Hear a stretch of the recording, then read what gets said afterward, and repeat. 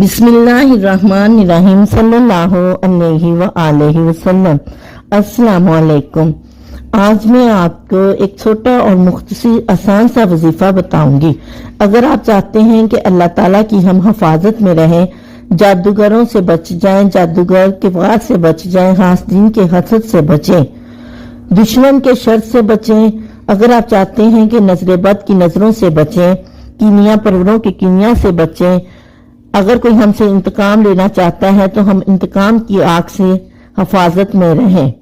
अल्लाह पाक ने कहा, शैतान ने भी ये फैसला किया कि जो कलमा पढ़ने वाले हैं उनको एक खास बोल दें। हर लफ्ज एक खास ताकत और गहराई रखता है, हर लफ्ज एक कुव्वत रखता है, हर लफ्ज के अंदर एक पैगाम है, तसव्वुर इसके अंदर एक है। इसके अंदर एक पैगाम है, वो पैगाम है कि अगर अपनी हिफाजत चाहते हैं, ताउज़ को ताउज़ कहते हैं, इसके अंदर एक पैगाम है। अगर आप अपनी हिफाजत चाहते हैं हासदीन के हसद से, जादूगर के वारों से यानी कि जादू के शर से बचना चाहते हैं, नजर बद से बचना चाहते हैं, कीमिया परवरों के कीमिया से बचना चाहते हैं, बुग़्ज़ से बचना चाहते हैं, इंतकाम की आग से हिफाजत चाहते हैं, अगर आप शैतान के वारों से बचना चाहते हैं, युवस्विसु फी सुदूरिन नास मिनल जिन्नाति वन नास यानी कि शैतान के वार से बचना चाहते हैं तो इसी शैतान का तोड़ है। पूछते हैं जो भी आज की जंगों में हम मिसाइल कोई भी चीज बनाई जाती है, वो कहते हैं कि अगर कोई मिसाइल वगैरह बनाया जाता है तो हमारे बड़े जो साइंसदान सियासतदान हैं वो इस तक और इस कोशिश में लग जाते हैं कि उस मिसाइल को तोड़ने की हम कोशिश करें। किसी दूसरे मुल्क में कोई मिसाइल बना लिया है तो हम अपनी ताकत के मुताबिक उसका वार यानी कि उसको तोड़ने की कोशिश करते हैं। फलां मुल्क में फलां बम बना लिया, असला बना लिया या ताकतवर कोई चीज बना ली, उसको तोड़ने के लिए ताकतवर बंदे बैठ जाते हैं उसका तोड़ने के लिए। इसी तरह मैं आपको एक ऐसी ताकतवर चीज बताऊंगी जैसे कि जो जहाज के नीचे से, जैसे किसी ने एक जहाज बना लिया, उस पर उसने बहुत सा असला रख लिया, तो लोगों ने क्या किया, दूसरे मुल्क वालों ने जहाज के नीचे से आबरोज एक बना लिया। आबरोज एक जहाज के नीचे से गुजरने वाली चीज है जो सिर्फ पानी से गुजरती है, वो नीचे से ही जहाज को खत्म कर देती है, जहाज वाले को नजर नहीं आती। इसी तरह असले से भरा हुआ जहाज में लैंड बंदे जो भी फौजी वगैरह बैठे हुए हैं ताकते हैं, उसके अंदर उन्होंने सोचा कि आबदोज को खत्म कर दिया जाए, इसने तो हमारा जहाज खत्म कर दिया, अब हम ऐसी चीज बनाते हैं जो इस आबदोज को ही खत्म कर दे। हर चीज का हल है। हमारे नबी सल्लल्लाहु अलैहि वसल्लम ने हमें एक मौके पर फरमाया कि हर चीज का हल है, मगर हमारी तलाश में कमी है कि हम जुस्तजू नहीं करते, तलाश नहीं करते और हाथ पे हाथ रखकर बैठ जाते हैं। हमारे नबी की हदीस से ये साबित है कि हर चीज का हल है।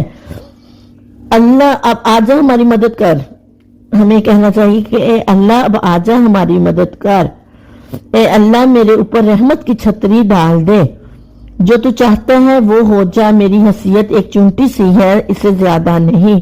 ए अल्लाह जो तू मेरे हक में बेहतर चाहता है वो हो जाए।